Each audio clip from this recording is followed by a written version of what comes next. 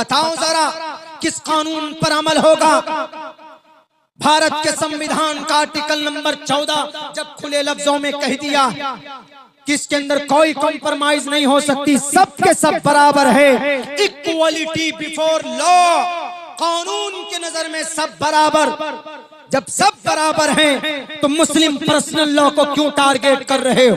मुस्लिम personal law के लिए मुसलमानों से मशवरा, हमारे बड़े वो लोग जो क़यादत कर रहे हैं, जो कहते हैं कि नोटिफिकेशन आ गया, राय दीजिए, आप उनसे ब्लूप्रिंट मंगाइए, उनसे मुसव्वदा मंगाइए कि हमारे मुस्लिम पर्सनल लॉ के कौन कौन से कानून को जद में ला रहे हैं। नहीं जनाब, वहां से आदेश आया, एक आम मुसलमानों को मालूम नहीं है कि what is the definition of uniform civil code, what is the matter of uniform civil code. Uniform के जरिए से क्या कहा जा रहा, क्या समझा जा रहा? अगर लाने की कोशिश की जाए, अध्यादेश लाया जाएगा, अगर पार्लियामेंट में कानून पास होगा, राज्यसभा में मना करवाने की कोशिश कीजिए, राज्यसभा में पास होगा तो भारत का राष्ट्रपति मना कर सकता। अगर तीनों जगह पास हो जाए, आंख बंद कर कर अदालत उज़्मा सुप्रीम कोर्ट में पहुंचिए और कहिए कि भारत के संविधान का आर्टिकल नंबर 14 के खिलाफ ये कानून बन रहा, आर्टिकल नंबर 25 के खिलाफ ये कानून बन रहा। पैसे खर्च कीजिए, चंदा कीजिए, हम चंदा देंगे, कौम चंदा देगा, और केस फाइल कीजिए, केस दायर कीजिए, कानूनी लड़ाई लड़ाइए। नोटिफिकेशन से फायदा नहीं होगा। अगर फायदा होता तो 3 तलाक के ऊपर कानून न बनता। आपको लॉलीपॉप थमाया जा रहा, आपको चुस्की दिया जा रहा, आप चूसते रहो, अंदर अंदर कानून बनकर आ जाएगा और आप कानूनी लड़ाई लड़ने के लिए इधर उधर देखते फिरेंगे। और क्या कहते हैं कि यूनिफॉर्म सिविल कोड के जरिए से एक फायदा ये भी होगा कि हलाला और इद्दत, हलाला और ये इद्दत खत्म हो जाए। क्या यूनिफॉर्म सिविल कोड को ला रहे हलाला और इद्दत खत्म करने के लिए? हलाला और इद्दत की वजह से भारत तरक्की नहीं कर रहा है, ताज्जुब। हमारे प्राइम मिनिस्टर साहब अमेरिका जाते हैं, 300 करोड़ रुपए खर्च होते हैं, उनकी वजह से देश गरीब नहीं हो रहा है। हलाला और इद्दत मुसलमान भी नहीं जानता ढंग से कि हलाला और इद्दत। इद्दत तो समझता है कि या तो तलाक में या तो शौहर के इंतकाल के बाद इद्दत में कुछ दिन बैठते हैं, बिल्कुल नो ब्यूटी नो ऑर्नामेंट, कुछ नहीं, घर में बैठ जाइए, उसी को इद्दत बोलते हैं। कुछ लिमिट है, कुछ टाइम है। और हलाला को मुजरिम बनाकर पेश किया हमारे और आपके सामने। मेरे मुसलमानों, हलाला यकीनन हलाला का मिसयूज हम लोगों ने किया, और हम जैसे तालिबे इल्म ने भी न बताकर हमारे कुछ पढ़े लिखे लोगों की भी गलती और चूक इनसे हुई है कि ये लोगों को हलाले के बारे में नहीं समझाते। और वह हलाले को क्या समझते हैं? मौजूदा जो हलाला है, मौजूदा तलाक दे दिया अपनी बीवी को, मुफ्ती साहब के पास गए कि मुफ्ती साहब मैंने बीवी को तलाक दे दी, उस वक्त नशे में था, अब क्या होना चाहिए? तो अब मुफ्ती साहब भी कहीं कहीं रास्ता बताते गबे की सूरत हलाला कर लो। मेरे अल्फाज बड़े सख्त होंगे, मुफ्तियान किराम उलमाए किराम बैठे हुए। हलाला करवाया नहीं जाता, हलाला होता है ऑटोमेटिकली। अगर आपने हलाला करवाया जानबूझकर, किसको हलाला समझते? आपने बीवी को तलाक दी, आपकी बीवी को तलाक हो गई, अलग अलग इद्दत गुजारिए जी। इद्दत गुजारने के बाद एक पढ़ा लिखा आदमी कहता है, तुम्हारी बीवी जो थी अब तुम उसी से निकाह करना चाहते हो तो अब हलाला कराओ। हलाले का क्या प्रोसेस? इद्दत गुजरने के बाद किसी से उसका निकाह कराओ। निकाह के बाद वो औरत अपने नए शौहर के साथ, जिसके साथ निकाह हुआ, उसके साथ वो वक्त बिताए, उनके साथ बिस्तर पे जाए, खलबत होनी चाहिए। उसके बाद फिर वो शौहर उसको, हम लोग जो हलाला समझ रहे हैं, फिर वो शौहर उसको तलाक दे, फिर इद्दत के बाद फिर तुम अब कर सकते हो। ये जो प्रोसेस हुआ है इसको हलाला बोलते हैं। हलाला इस्लाम में जानबूझकर कराना, बिलकस्त कराना कि तुम करो, एक दिन के बाद फिर तुम उनको तलाक दे देना, इतना पैसा ले लो। बहुत लोग कराते हैं, हराम है, नाजायज है, लानत है अल्लाह और उसके रसूल की तरफ से ऐसा कराने पर। फिर हलाला होता कैसे? सपोज दे मैंने अपनी बीवी को तलाक मैंने दी, बीवी अलग हो गई, अलग होने के बाद मैं अलग, बीवी अलग।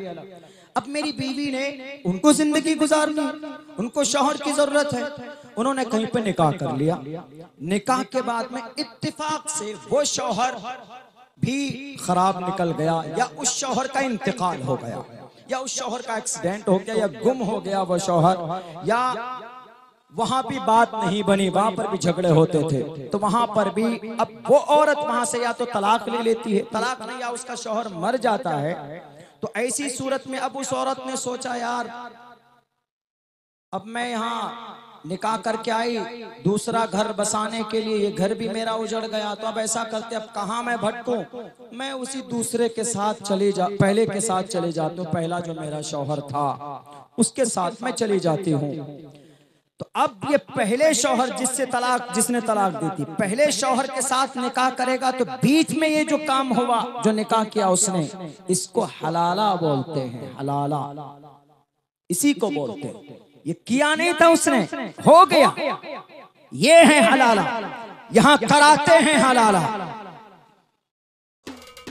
जानते नहीं, पहचानते नहीं, समझते नहीं, इस्लाम में हलाला नाजायज, मुरव्वजा हलाला नाजायज हम भी कहते हैं। इस्लाम में तलाक का बेहतरीन तरीका, तलाक के सिस्टम को तुम बदलना चाहते हो कि जितना अधिकार मर्द को है उतना ही अधिकार औरत को मिलना चाहिए। ठीक है, औरत नाक़िसुल अक्ल होती है, औरत का दिल बहुत कमजोर होता है, वो कमांडेड नहीं होती, ग्रांडेड नहीं होती है, वक्त वक्त पर बदल जाती है और कमजोर होती, उनका इरादा कमजोर होता है, उनकी शहादत कमजोर होती है। इसीलिए दो औरत की गवाही एक मर्द के सामने में कबूल की जाती है। क्यों? औरत की कमजोरी की वजह से। इसीलिए इस्लाम ने कहा कि औरत को कोई अधिकार नहीं मिलना चाहिए, वरना छोटी बात होगी फौरन शौहर को कहेगा कि तलाक, फौरन कानून के लिए वो कोर्ट पहुंच जाएगा कि नहीं जनाब तलाक मिलना चाहिए, मैं तुम्हें तलाक देती हूँ। यूनिफॉर्म सिविल कोड लाने से आखिर किसको बदलना चाहते हैं? हमारे मुसलमानों की शरीयत के अंदर मदाखलत करना चाहते, मुसलमानों की पर्सनल लॉ को छेड़ना चाहते। आप बोलो ना कि मुसलमानों तुम्हारी वजह से ये देश तरक्की नहीं कर रहा, हम तुम्हें तारीख गिना कर रखेंगे, हम तुम्हें बताएंगे कि इस देश को तरक्की हमने कैसे दी। इस देश के अंदर मिसाइल नहीं था तो मिसाइल देने के लिए मुसलमान कलमा पढ़ने वाला आगे बढ़ा। इस देश के अंदर, इस देश में क्रिकेट की दुनिया के अंदर नाम रोशन करने वाले हमारे कलमा पढ़ने वाले मैदान में आए तो देश का नाम रोशन किया। इस देश को तरक्की नहीं मिलती थी, गुनाहों की दुनिया में मार्केट करते हो। जब तक उर्दू जुबान को नहीं दाखिल करोगे तो उस वक्त तक तुम्हारा नाम बुलंद नहीं होगा, तुम्हारे म्यूजिक कबूल नहीं होंगे। वह गलत बात है, मैं तर्जमानी नहीं कर रहा हूं, बल्कि इन लोगों को समझाना चाहता हूं कि जिसको तुम गलत नजरिए से देखना चाहते हो, भारत के संविधान को तुम बदलना चाहते हो। इस देश की पुरानी तारीख मुसलमानों की रही है, मुसलमानों ने इस देश को तरक्की दी है, अपने खून को बहाकर तरक्की दी है। इस देश को तरक्की देने में इन्होंने अपने आप को कमजोर कर लिया। सच्चर कमीशन की रिपोर्ट पढ़ो, मुसलमान अगर कमजोर है तो अपनी करतूत की बुनियाद पर, लेकिन देश के खिलाफ कोई मुसलमान कहीं नहीं गया। कानून बनाना है आपको मुसलमानों के लिए तो बनाइए ना। सैकड़ों मुसलमान मॉब लिंचिंग कर दिए जाते। 2 रोज पहले भुवनेश्वर की सरजमीन पर 3 किलोमीटर दूर वहां के सीएम के घर से 2 नौजवानों को बांध कर मारा गया। आप इसके ऊपर रोक लगाओ ना। अगर मॉब लिंचिंग रुकेगा तो देश तरक्की करता हुआ जाएगा। क्या हुआ उत्तराखंड के अंदर?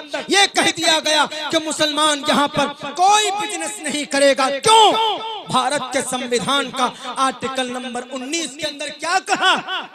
All citizen shall have the right, सारे भारतीयों को एक हक हुकूक दिए गए। किस लिए? उनको बिजनेस करने के लिए। To practise any profession, article number 19। Uttarakhand के जाहिलों, उत्तराखंड के फिरके बातिला के चेलो सुनो, आर्टिकल नंबर 19 पढ़कर सुनाता हूँ। All citizen shall have the right, article number 19 के नीचे जाओ, ABCDEF जी पर जाओ। टू प्रैक्टिस एनी प्रोफेशन और to carry on any occupation, trade और बिजनेस।